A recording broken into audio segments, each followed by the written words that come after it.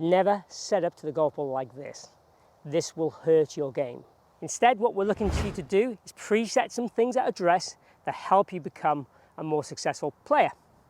What we're looking for you to do is move this golf club back about 10 inches, move your hips forward about 2 inches and rotate them a touch, and draw your trail foot back. Now let me explain to you why I want you to do these three things. So as we get older, rotation becomes harder. So presetting our rotation back here with the club head moving back allows us to preset a bit of rotation through your torso and through your hips and through your knees. So that hopefully will get us a head start on rotating in the backswing. Now with the driver, the ball's teed up, so rotating behind the golf ball, hitting it from the inside and hitting up on the golf ball is going to help you hit little draws down the middle of the fairway and maximise your potential for distance. Presetting the hip forward helps us get the lower half motivated to move ahead of the upper half in the downswing. Now as we get older, the research shows us that lateral movement becomes harder. So for me, rotational in the thoracic spine and moving laterally are the two hard movements as we get older.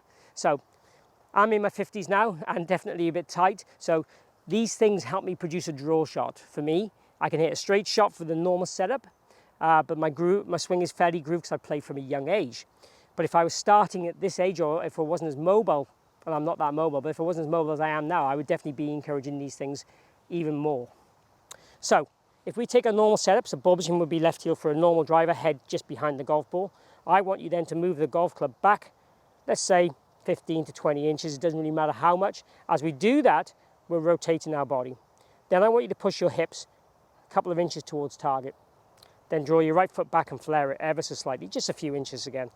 Now, when we're hitting the golf ball, I'm happy for you to look at the club head, not look at the ball. You can experiment with this because I get asked this question when I post this stuff online. Do I look at the ball or the club head?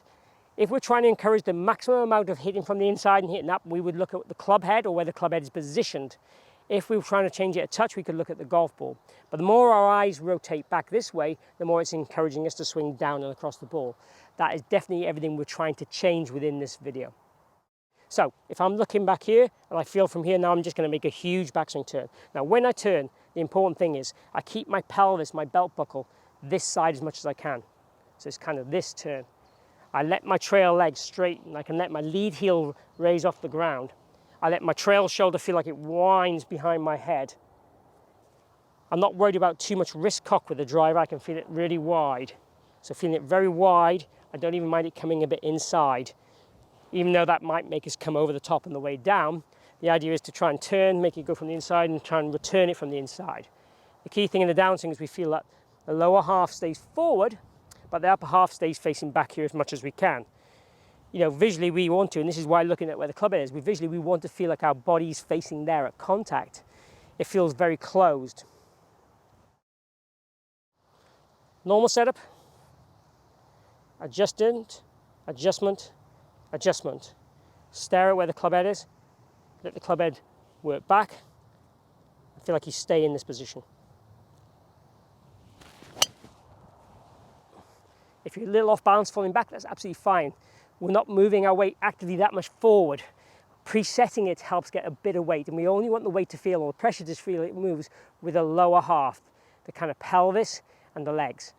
I might be in a little bit on my back foot there. Also make sure we tee it a little high when we're doing this because we are encouraging you to hit up on the ball quite a lot. But it is going to encourage everything we want.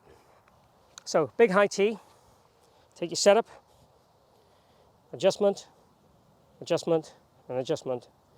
Now from here, big wide swing and lump it. Much better that one.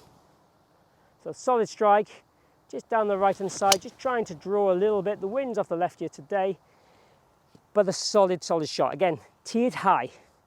Now, the reason why these things are important, as we kind of already talked about, hitting it from the inside, getting the golf club further away from us on the way down, creates more natural speed.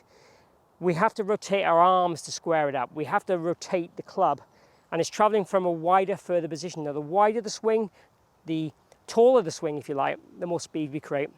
Now, as we get older, we know your golf swing is going to get shorter. So I don't mind the swing being a little shorter in here like this. And then hit it from the inside, and then feeling that you release these arms. So we rotate the arms, see how my arm's rotating? But also at the same time, I'm releasing my wrists. So it definitely feels a bit like a throw with the arms. We're staying back here. we're letting the club head overtake the hands. Now, apart from a bunker shot or a lob shot, this is the only time I'd want you to do this, is with the driver when it's teed up. Otherwise, we're probably going to hit the ground before the ball, and we're probably going to hit thin and fat shots quite a lot, and even top shots. So we definitely want to feel we are matching the butt of the club up to our belly button in the position where we started, which is back here, not here. So we feel we're behind the ball, matched up, adding a bit of loft. And if you find the ball flight gets a lot higher, and that's too high for you, obviously if you've got an adjustable driver, you can knock that loft down a touch.